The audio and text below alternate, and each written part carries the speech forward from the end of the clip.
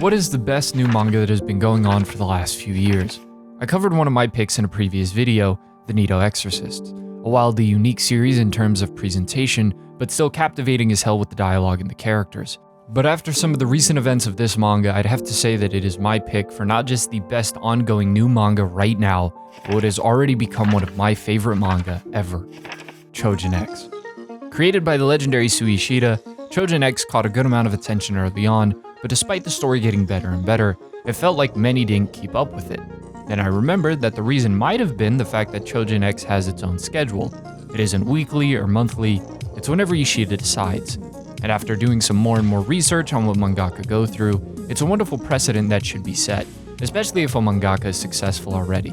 The obvious downside is there isn't a momentum that is built up from a consistent string of releases, and the magazine hasn't seemed to be all that big on promoting it as much either. Which is a shame because I think Choujin X at the moment has it all. A great main character, a compelling deuteragonist, overall wonderful cast, art, action, and a villain that has quickly become one of my favorites, period. While some newer manga is still setting, and we'll be getting into the real heart and soul of things, this series has been insane. And it's hard to believe, but the best is still yet to come. This video is split into two parts. The first is spoiler-free, the second dives deeper. If you haven't read Choujin X yet, you can safely watch the first part, then come back once you're caught up. The story is set in the 90s and follows Tokyo, an unassuming boy with no real ambitions, and his best friend Azuma, someone who stands out and excels, with Azuma often having to protect Tokyo from bullying. They find themselves being attacked by some thugs and take an injection and gain the powers of a Choujin, people with supernatural abilities, often giving them monstrous or animal-like forms based on their own mental and emotional state of being. Some have body-contorting powers, others able to cause people to catch on fire, and in Tokyo's case, he takes the form of a vulture.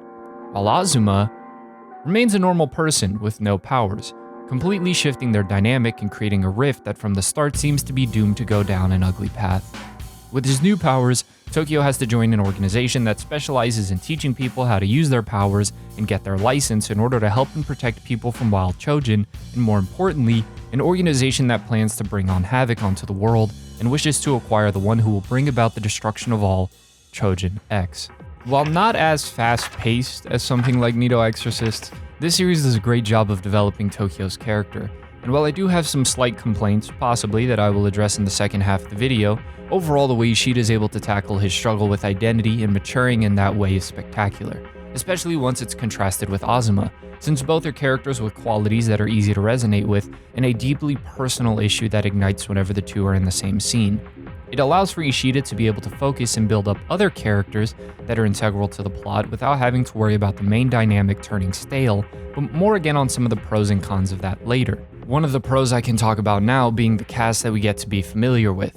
Ishida makes some of them memorable with an eccentric look, but never misses the opportunity to give them an emotional backstory or find ways to make them important in ways I would have never seen coming. There are some manga you read and find yourself saying holy fuck every couple chapters, and for some stretches, every chapter. This is that type of series, Monster being the first thing that comes to mind when it comes to that. Nothing in this series feels like wasted air, with a good flow of giving us answers and creating new questions. So I say this is an easy series to catch up to, but time is hard to accurately measure when you feel like you can't step away or put something down. Another reason for that is the artwork.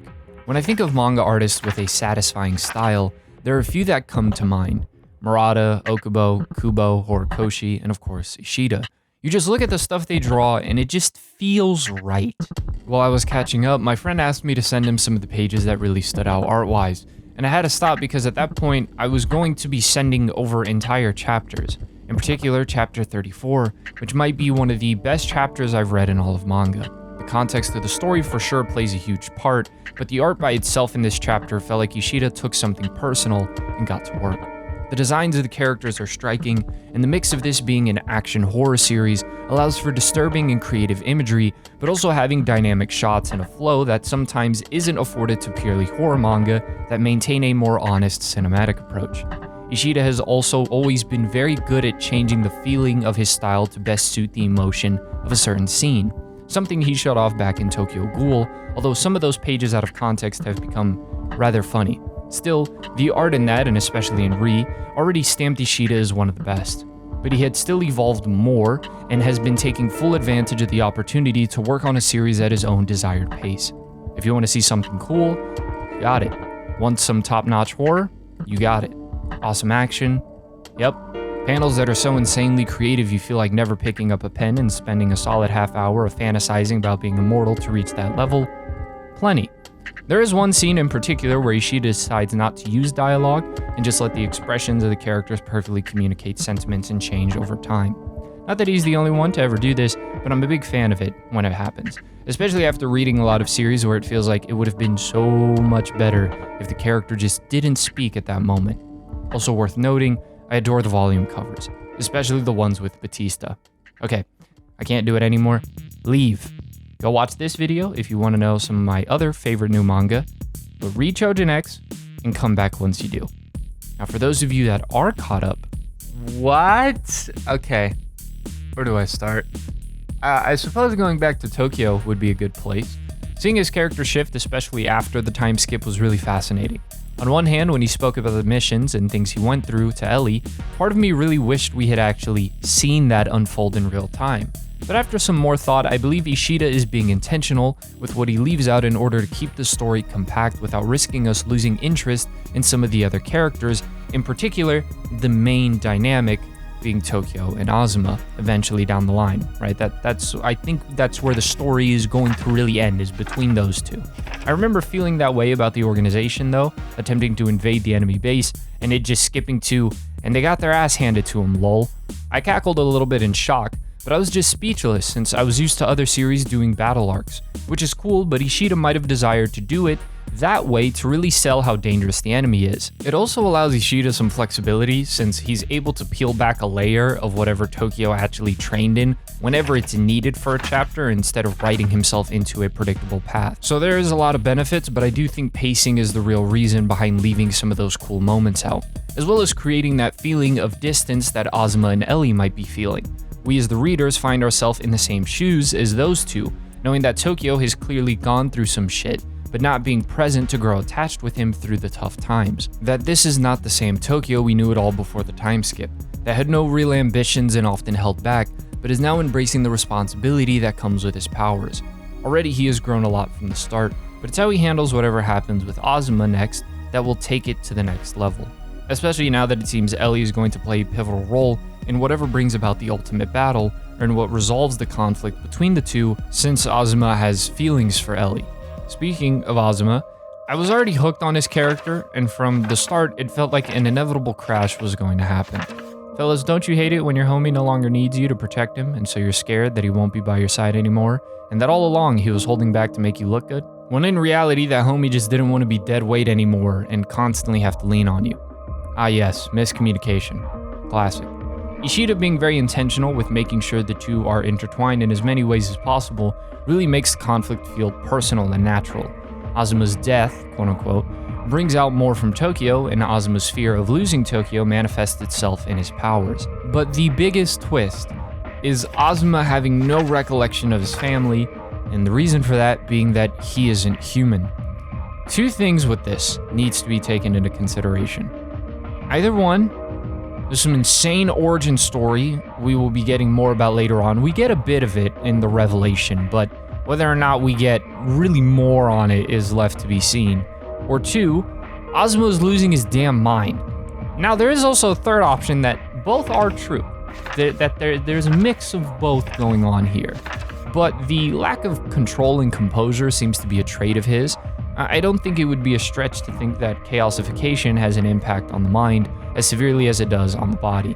In fact, we've seen, as it happened with the Sinker Choujin battle, the baseball guy, that it does indeed have quite the effect on the mind.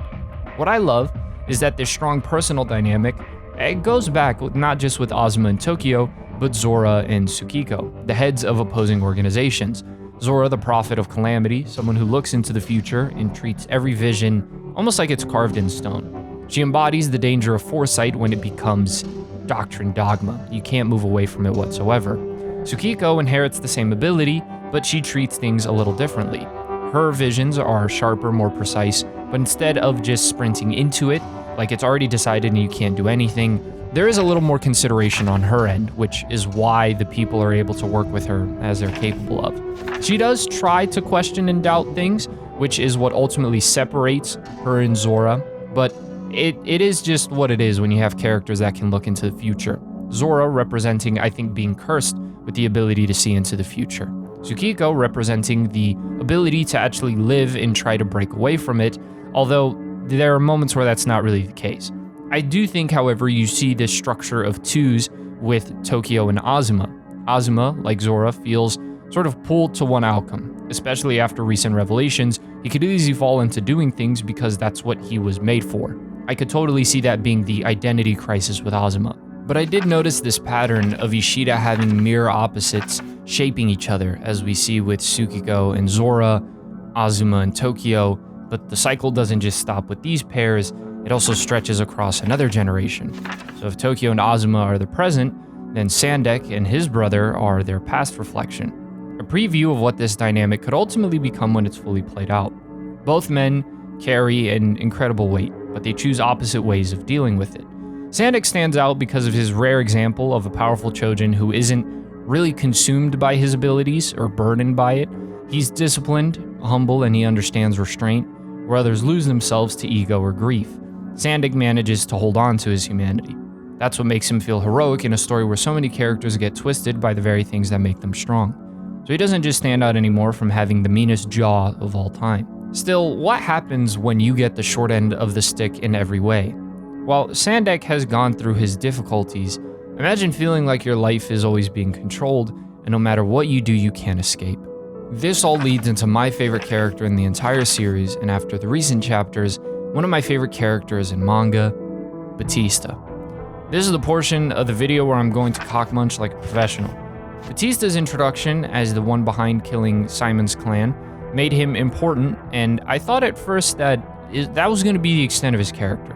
Some power-hungry psycho with a tragic backstory that worked. Something serviceable to push one of the side characters of the story.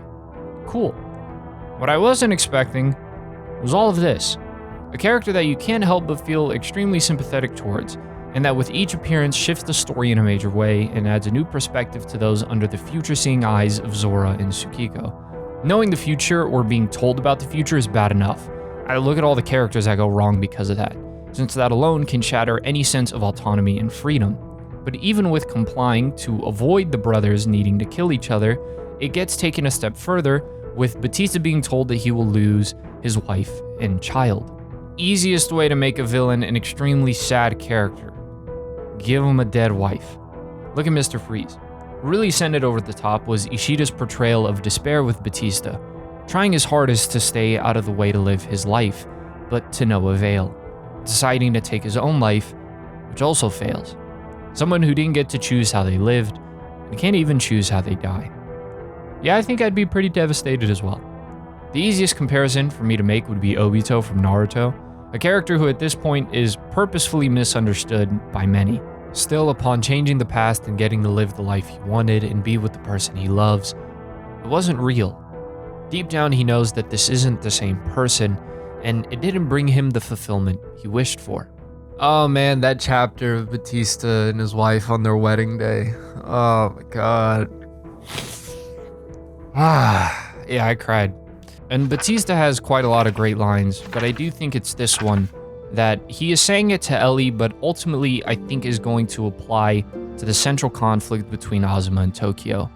Someday when you confront a despair you've never felt before, see if you can give the same answer you would now. I wish I could see that future. In an arc with some insane shit, the star of the show for me was Batista. I was thinking about making a video dedicated to his character, but Mangalog recently made one that I would highly recommend. And for Choujin X content overall, Sufferance and No Operator have been really putting a lot of time and love for a while. See, nowadays I do my best to give props instead of shit like this. The craziest part is, despite how incredible the recent stretch has been for the series, the best is still yet to happen. Characters like Ellie, Tokyo, Azuma, Ichiro, who I can't help but state looks a lot like Johan, the pieces are in place for shit to continue to hit the fan after the conclusion of this arc, and I cannot wait. There's usually something missing for me when it comes to new ongoing series. Makes sense since many are still in the stage setting phase. Even the Nido Exorcists, which I adore, still needs to sell me on the big villain it's been building up to at the moment. My only gripe with the Choujin X is that there aren't any more chapters to read right now.